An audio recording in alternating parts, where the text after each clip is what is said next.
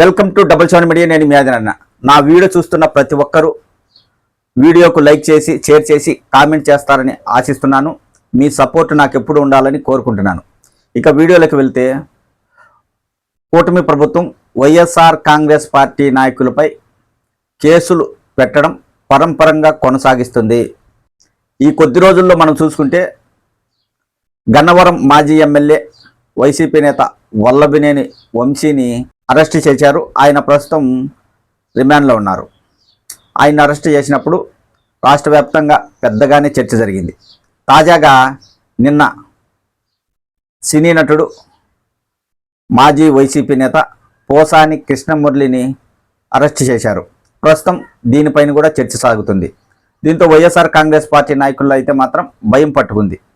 YCP అధికారంలో ఉన్నప్పుడు YCP నాయకులు ఎవరైతే అప్పటి ప్రతిపక్ష నాయకులపై వ్యక్తిగతంగా కావచ్చు, అసభ్య పదజాలంతో కావచ్చు, కించపరిచేలా ఎవరైతే మాట్లాడి ఉంటారో వారికైతే ఇప్పుడు ఎక్కడ కేసులు పెడతారోనని భయం మాత్రం నెలకొంది.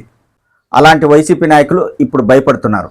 అయితే ప్రస్తుతం ఆంధ్రప్రదేశ్లో ఎక్కువగా వైఎస్ఆర్ కాంగ్రెస్ పార్టీ నాయకుల అరెస్టులపైనే చర్చ జరుగుతుంది. రాష్ట్రంలో ఏం జరుగుతుందో అనే దానికంటే వైసీపీ నాయకుల అరెస్టులపైనే ప్రజలు కూడా చర్చించుకుంటున్నారు. అయితే తాజాగా వైసీపీ మాజీ ఎంపీ గోరంట్ల మాధవ్కు పోలీసులు నోటీసులు ఇచ్చారు. గతంలో గోరంట్ల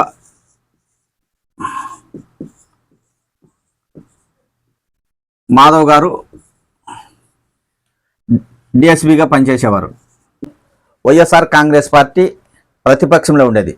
అప్పట్లో గోరంట్ల మాధవ్ గారు జేసీ ప్రభాకర్ రెడ్డిపై అనేక వ్యాఖ్యలు చేశారు. దాంతో వైఎస్ఆర్ కాంగ్రెస్ పార్టీ ఆయన్ని గుర్తించింది.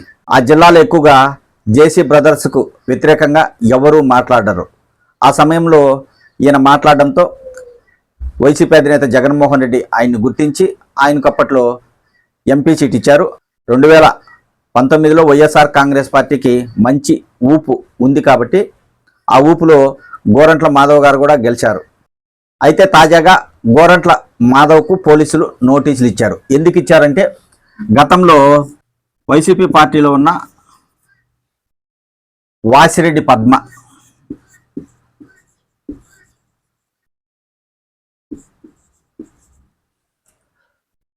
పోలీసులకు ఫిర్యాదు చేసింది గోరంట్ల మాధవ్ గారిపై.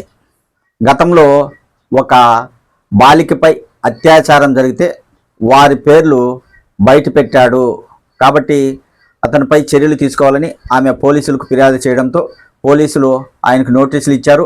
మార్చిలో ఆయన పోలీసుల ఎదుట హాజరు కావాలని తెలిపారు. అయితే ఇక్కడ కూటమి నాయకులు ఒక్కొక్కరిని చాలా శ్రద్ధగా జాగ్రత్తగా కేసులు పెడుతూ అరెస్టులు చేసి జైలుకు పంపించడానికి సిద్ధమవుతున్నారు. మొత్తానికైతే రాబోయే రోజుల్లో చాలామంది వైసీపీ నాయకులపై కూటమి ప్రభుత్వం కేసులు పెడుతుంది. ప్రస్తుతం ఉన్న పరిస్థితుల్లో ఆంధ్రప్రదేశ్లో కూటమికి ఎదురు లేకుండా ఉండాలంటే వైఎస్ఆర్ కాంగ్రెస్ పార్టీ ఉండకూడదు. వైఎస్ఆర్ కాంగ్రెస్ పార్టీ నాయకులు భయపడితే అలాంటి వారు జనసేన, బీజేపీ, తెలుగుదేశం ఈ పార్టీలలో చేరే అవకాశం ఉంటుంది, లేదా రాజకీయాలకు దూరంగా ఉంటారు. అప్పుడు వైకాపా చాలా వరకు బలహీన పడిపోతుంది.